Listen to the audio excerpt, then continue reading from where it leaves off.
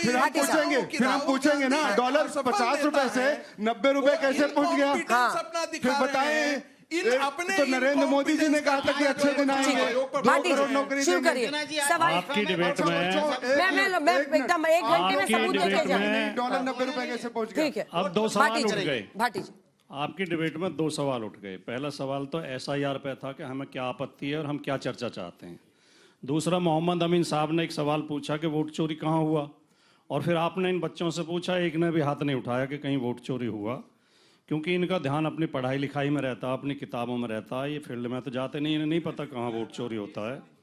मैं बताता हूँ कहाँ वोट चोरी होता है। 2022 में उत्तर प्रदेश में विधानसभा चुनाव हुए। रामपुर विधानसभा में 56% वोट पड़े, अंजना जी। और फिर 24 में उपचुनाव हुआ तो उपचुनाव में मात्र 33% वोट पड़े। क्यों पड़े 33%? सरकार ने पुलिस लगा के अल्पसंख्यक मतदाताओं को बूथों तक जाने से रोका, लाठी बजा के वापस भगाया गया, वोट नहीं पड़ने दिया गया। इस तरह वोट चोरी होती है। दूसरी बात, मैं आता हूं SIR पे। इसमें हम ये कहना चाहते हैं कि ये SIR है, स्पेशल इंटेंसिव रिवीजन। इसमें ना तो कुछ स्पेशल है और ना कुछ जो है इंटेंसिव है, ना तो कुछ विशेष है ना कुछ गहन है। ये इतनी जल्दबाजी में किया जा रहा है कि आपको पता है देश भर में 40 से ज्यादा BLOs ने सुसाइड कर लिया है, उनकी मौत हो गई है। पहलगाम में हमारे 26 नागरिक मारे गए हमारे देश के, तो हमने ऑपरेशन सिंदूर चला दिया एक देश के खिलाफ। यह 40 लोग मर गए, उनका जीवन हमारे लिए महत्वपूर्ण नहीं है? क्या इस पर चर्चा होनी चाहिए, नहीं होनी चाहिए? क्या इन पर इतना बोझ क्यों बनाया गया? इतना कम समय इन्हें क्यों दिया गया?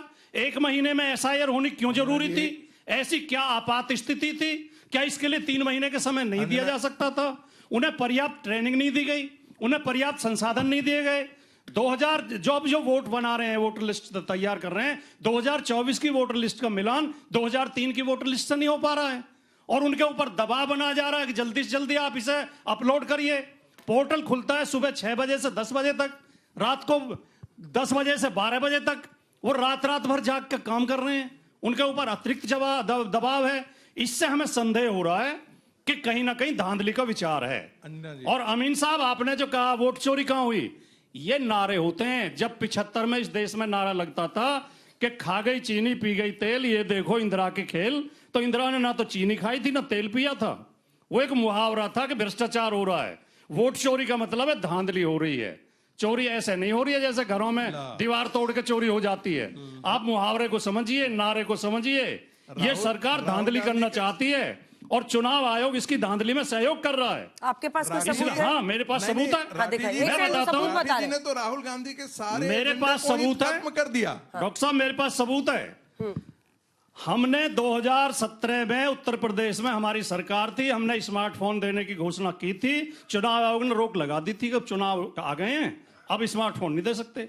बिहार में सरकार 10-10 हजार रुपए मतदान के दौरान भी डालती रही, चुनाव आयोग मौन बैठा रहा। यह इस बात का सबूत है कि चुनाव आयोग बीजेपी की धांधली में भागीदार है। चलिए अमीन साहब, चुनाव आयोग निष्पक्ष नहीं है। स्पेसिफिक सवाल जिसके बाद मैं बच्चों के पास जाऊंगी। एक तो BLOs का मुद्दा जो बार बार आ रही है, क्योंकि हम लोग भी इंतजार कर रहे हैं कि चुनाव आयोग की तरफ से क्या इस पर कोई प्रतिक्रिया नहीं आनी चाहिए, जिन भी वजहों से, क्योंकि अभी ऐसे नंबर्स लिए जा रहे हैं। ऐसे ही किसान आंदोलन के वक्त भी कई लोग कह रहे थे, लेकिन जब तक मामला प्रूव हो के डिफाइन ना हो कि भाई दबाव की वजह से ये हुआ है, क्यों नहीं चुनाव आयोग इस पर बोल रहा है? क्यों नहीं बताया जा रहा है? जानकारी क्यों नहीं दी जा रही है? आप DM से रिपोर्ट तलब कीजिए, आप बताइए कि क्या हुआ, BLO की क्यों मौत हुई।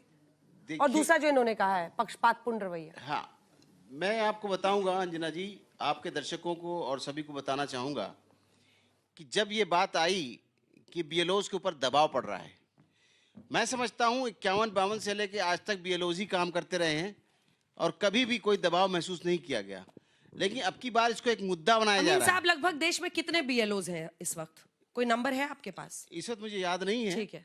लेकिन हाँ, एक BLO के पास सिर्फ जो होता है 1000 से लेके 1500 मैक्सिमम हमारा पोलिंग बूथ होता है। BLO का मतलब बूथ, तो बूथ के लिए वो काम करता है BLO। और आपको ये ताजुब होगा कि अब की बार हिंदुस्तान में पहली बार कमीशन ने, इलेक्शन कमीशन ने हर पार्टी को जिस तरह से पोलिंग में पोलिंग एजेंट, काउंटिंग में काउंटिंग एजेंट, इसलिए पहली बार BLOs के साथ में 2-2 हर पार्टी के स्टेक होल्डर के BLAs लगाए हैं। जो ये न कह सके कि बेईमानी हो रही है, क्या हो रहा है, उनके वॉच करने के लिए हर पार्टी का तो लगा हुआ है, उनको लगाना चाहिए और लगाने के लिए बाध्य हैं ये लोग, और सिर्फ इलेक्शन कमीशन को बदनाम करने की कोशिश ना कर। नंबर 1। नंबर 2, इलेक्शन कमीशन का जो भी काम होता है, चाहे वो इलेक्शन का हो या जैसे भी हो, कभी भी न्यायालय इसमें हस्तक्षेप नहीं करता। जब चुनाव हो जाता है उसके बाद इलेक्शन पिटीशन होता है। अब आप देखिए कि जब ये चुनाव प्रक्रिया शुरू हुई तो सेक्शन 32 1950 एक्ट है हमारा आरपीआई, उसके अंतर्गत ये एसेंशियल ड्यूटी है अधिकारियों की, कर्मचारियों की, कि वो ड्यूटी करें इलेक्शन की। ये एक संवैधानिक प्रक्रिया है और संविधान के अंतर्गत वोटों का रजिस्ट्रेशन जरूरी है। अगर उनको दी गई फैसिलिटीज तो जो भी, चाहे आपको बताऊं टीचर, चाहे आपका तहसील का कर्मचारी, चाहे ब्लॉक का कर्मचारी, जो भी इलेक्शन कमीशन की ड्यूटी कर रहा है वोटर की वेरिफिकेशन की, उसके साथ में आपको मैं बताऊंगा कि उसको 3 महीने का वेतन अलग से दिया जा रहा है और अपनी ड्यूटी से रिलीव कर दिया गया है। उसको 70% ऑलरेडी फॉर्म 2003, 2002 और 2004 के ऑलरेडी फॉर्म प्रिंटेड मिल रहे साहब हैं। आपसे एक बात समझना चाह रही हूं मैं, ऑफिशियली ये बीएलओज है, हाँ। ये चुनाव आयोग के लिए काम कर रहे हैं जी।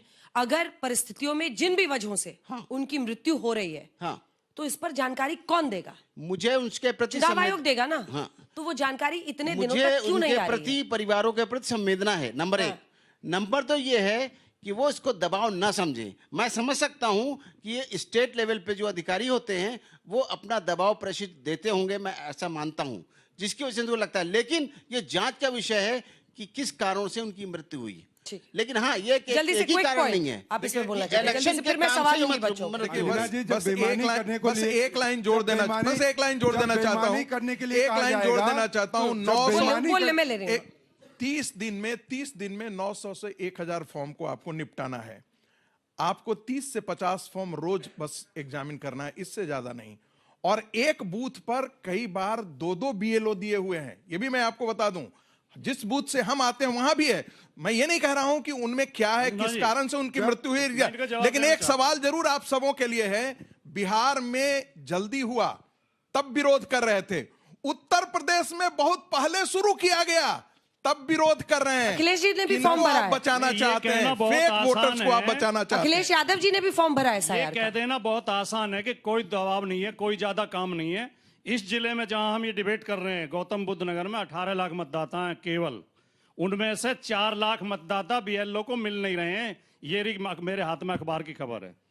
4 लाख मतदाता नदारद हैं और प्रशासन का दबाव है कि इन्हें जल्दी से जल्दी इनके फॉर्म भरवा के अपलोड करिए। इस दबाव में 5 टीचर्स ने रिजाइन कर दिया है कि हमें नौकरी, सरकारी नौकरी कौन छोड़ता है, जो 10-10 साल 15-15 साल से नौकरी कर रहे थे, जल्दी फिर मैं उन्होंने सवाल रिजाइन लूं। कर दिया। अंजना जी, एक कह देना कि 1000 लोग हैं और एक बीएलओ जाके भर सकता है, तो आप किसी से गलत कराएंगे तो सुसाइड तो करेगा ही ना भाई।